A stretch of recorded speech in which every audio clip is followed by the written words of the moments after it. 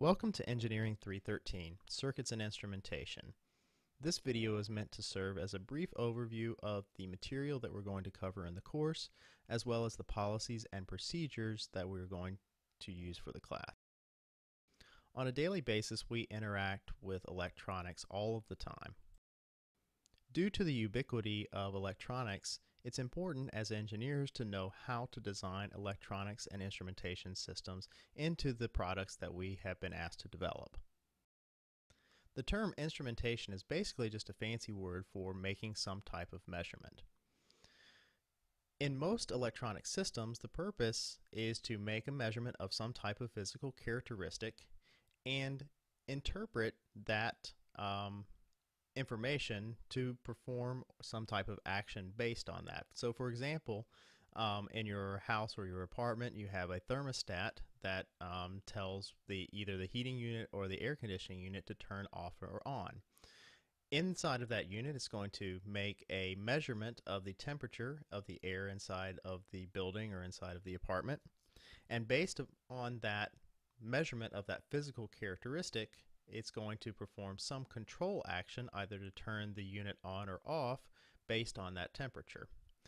So in this class, we're going to primarily be concerned with the phase of going from the physical characteristic through the transducer, and a transducer is some type of element that converts energy from one type to another. So the physical characteristic, like temperature, can be converted from thermal energy into an electronic signal. So the purpose of the transducer is to convert the physical characteristic into an electronic signal.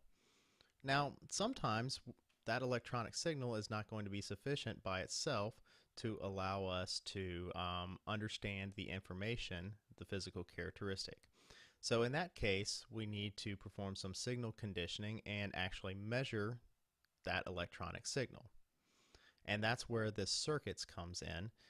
We usually employ some type of amplification or filtering circuit to allow us to properly interpret that electronic signal.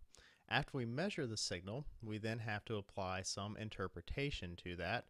And here we're actually going to start the class, the first week of the class, talking about the terms precision and accuracy and how we can quantify how our certainty, or really uncertainty, in the measurement of the physical characteristic that we've made. Now, in Engineering 313, we're going to be primarily covering the blocks here that are in orange, and where this class leaves off is where Engineering 413 comes on and talks about the control action and how you can control a complex system based on information and desired set points. So in this class, we're primarily concerned with how we take a measurement, how we perform that conditioning, and how we interpret that measurement. Now, to design our circuits and understand how circuits work, we're going to rely heavily on the mathematical modeling tools that you have gained through your math courses. And yes, we are going to be using differential equations. Now, the important thing that we're going to see is that this mathematical modeling can be used to predict the behavior of a particular circuit that we represent using some type of schematic notation. Of course, this schematic notation that you see is not the same as the physical layout and how the physical components actually go together to perform the desired action that we want from our circuit. So there's sort of this interplay that we're going to be looking at all of the time, particularly in the lab course, between the mathematical modeling, the schematic representation, and the physical layout of the circuit.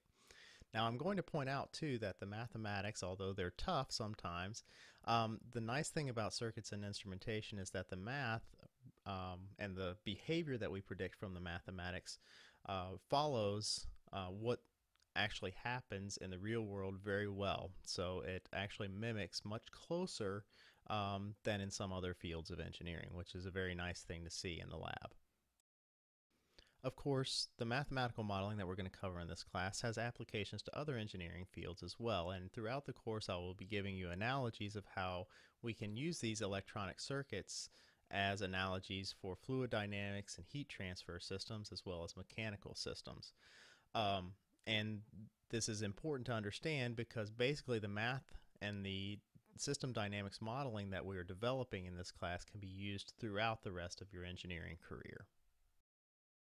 Now, some brief talking points about how we're going to run the class, and most of this information is already covered in the syllabus, but I want to highlight some of this. Of course, the syllabus is already posted on Canvas, and you should download that and read it thoroughly.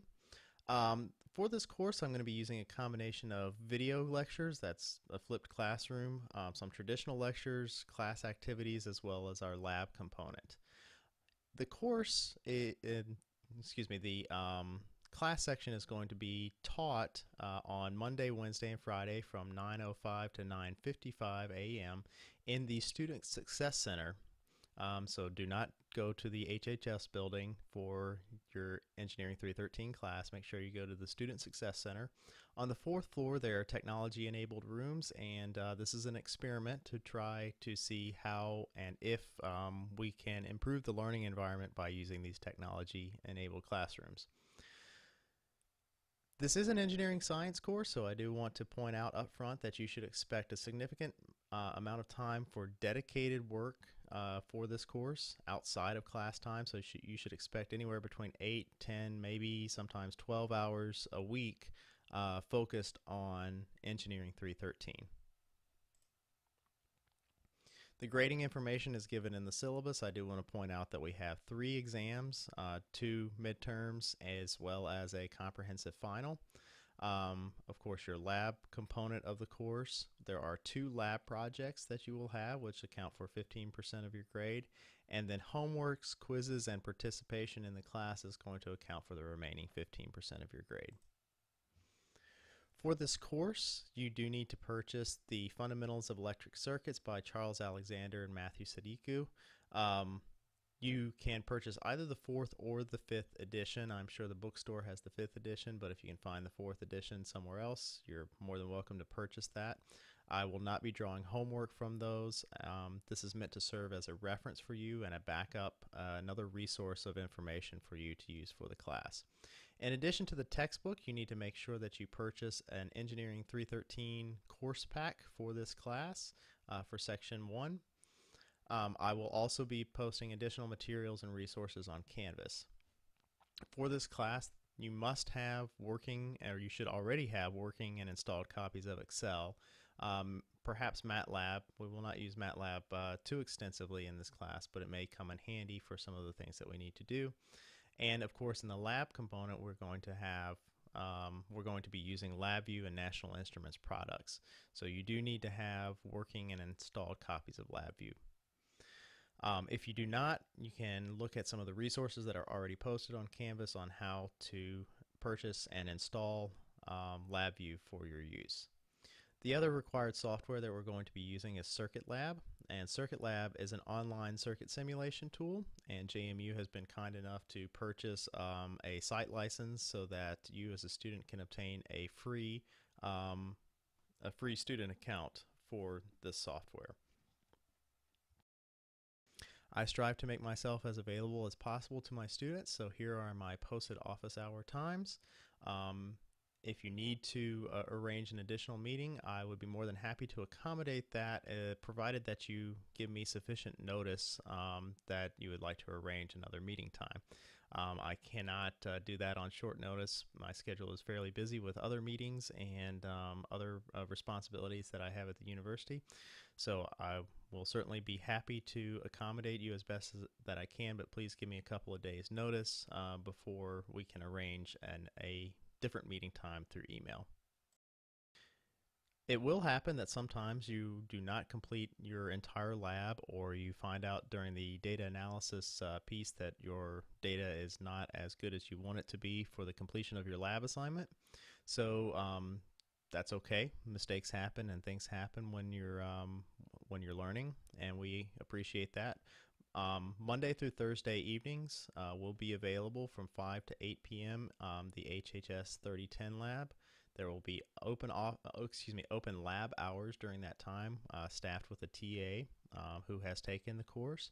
So you will have an opportunity to complete lab assignments, fill in gaps in your learning, and make sure that your lab report is prepared appropriately. So for the weekly assignments in the schedule, we will have video lectures that you need to complete, or as well as either online quizzes or surveys, and maybe some assignments that you need to complete before class. So you need to look on Canvas and make sure that you've completed all of the assignments before class and watched the videos. For each lab class, you need to complete a pre-lab assignment as well as prepare the previous week's lab report, and it needs to be ready to turn in to me at the beginning of lab. For the most part, throughout this semester, homeworks will be due on Wednesday, and I will post them sufficient time in advance for you to get them done. So I know that class hasn't even started yet, but you do have a couple of things that I am asking you to do. The first thing that I want you to do is to go to the Canvas website. Please update your profile picture on the website, on the Canvas site, and this will help me to get to know you a little bit better. And I'm asking you to post an introduction to yourself in the welcome discussion thread on that Canvas site. So if you go to the Canvas site, you will see a number of pages that you can navigate through. Go to the introduction section, and it will lead you through how to do this and how to figure out how to update your profile picture, as well as post your welcome message to the class. After you've done that, I ask you to begin the instrumentation and measurement module. Again, there's a link on the Canvas homepage for the course. And there are 3 things that you'll need to do. You'll need to complete the pre-knowledge survey, watch a couple of lecture videos, and take a brief quiz about those lecture videos prior to class. And yes, this is before Monday. I want to hit the ground running, and we have a lot of ground to cover this semester, so we're going to jump into it with both feet. The final thing that I'm going to ask for you to do is to be prepared for a great semester. This is a challenging course, as you may have heard, and I'm here to support you along the way. Once you've done that, make sure you come to class on Monday, and remember that class will be held in the Student Success Center, 4th floor, room 4045. I look forward to meeting you then and working with you for the rest of the semester.